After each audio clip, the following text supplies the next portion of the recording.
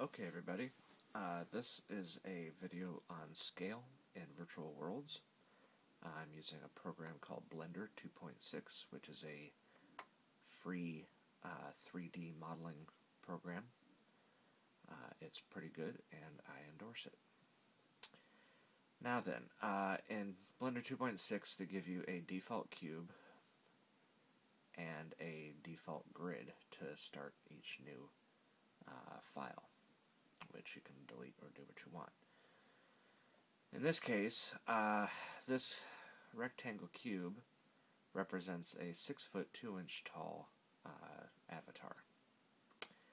And if you look at it in comparison to the default cube is actually 28 feet tall in this particular scale, which is about a little over a 2-story, almost a 3-story building. If I lay down two of my my rectangle cube people, that makes each one of these squares about 14 feet on a side. And that's kind of an arbitrary scale, mainly because I wanted it to fit my TIE Fighter. So as you can see, a person standing next to a TIE Fighter is about right, and this wing is about 30 feet on the long side, on the long axis. So this is obviously just a quick model I put together, and this is another ship that I've put together, and in fact there is a person inside of it. If I can grab him, and he fits in there and stands on the floor inside my ship. So, pardon me. So I know that my ship is about to the scale I want it. Interestingly enough, this TIE Fighter, which is to scale, is also to scale with this ship, which is the same ship.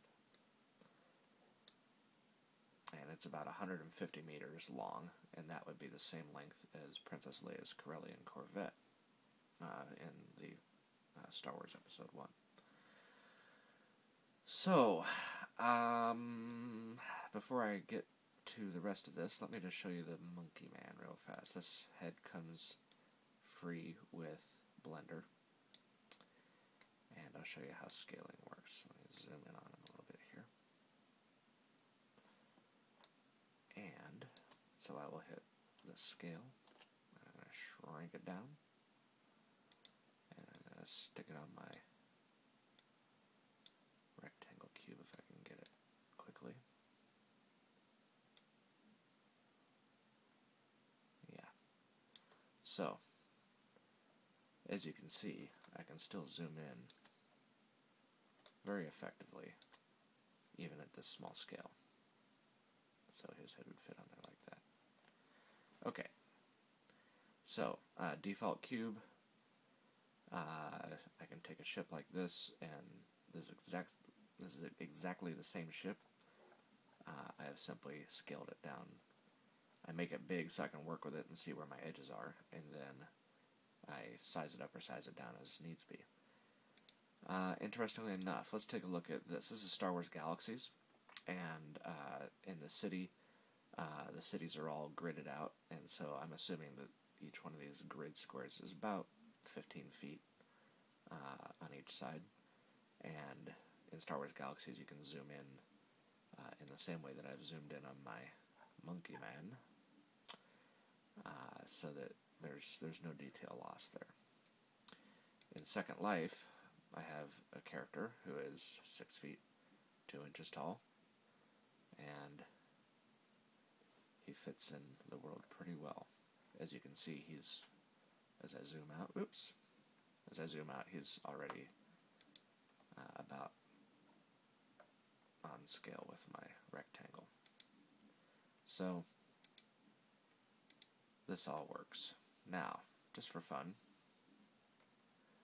let's take a look at the map here. If I can find the map. There we go. Let's see here.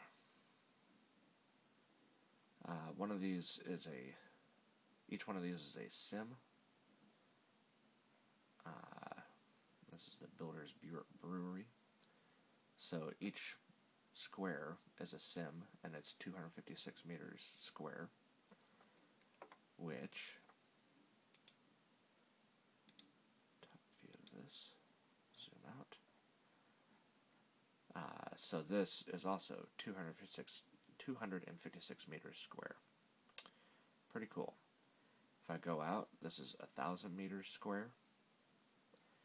And if I zoom out even further, this is 5,000 meters square. In Star Wars Galaxies, the world map for each planet is, I think, 15,000 by 15,000. So that would be 3 of these squares by 3 of these squares. So that kind of gives you a sense of how big the world actually is and how small your avatar really is. Let's see here. Give you another sense of space. I've built on my 1,000 meter square scale model, I have built the World Trade Center, and it's roughly 500 meters tall, and it is to scale. And I also put a person down here, if I can find it. Where did I put my little scale man? He's so small you can't even see him. Jeez.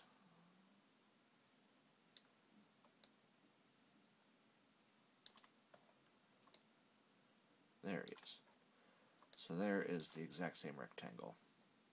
That's a 6 foot tall person as compared to the World Trade Center on a 1,000 by 1,000 square.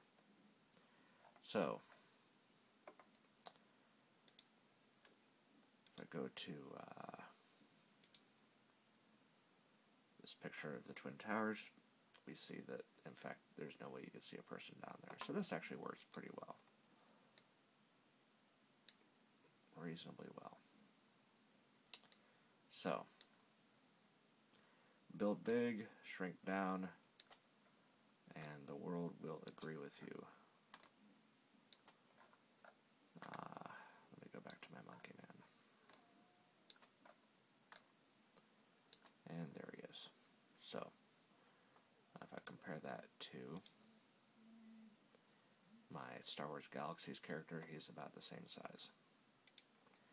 So that's how scale works, and just because I know you're dying to see it happen, I'm going to make my TIE Fighter fly. Right now I've just got a stationary camera, so he's going to fly off the page here real fast. Woo! There he goes. Come back around. And so he flies around. And send him up one more time, and he goes up and around and down. Okay, so as you can see, I build very large, and then I shrink it down to the appropriate size. So this is the square footprint is a sim in Second Life. This is 1,000 square meters. And then the world map on Star Wars Galaxies is 3 of these wide by 3 long. So the planet is actually not that huge, but depending on how fast your guy runs or how fast your cars fly, your land speeder flies or your ship flies, then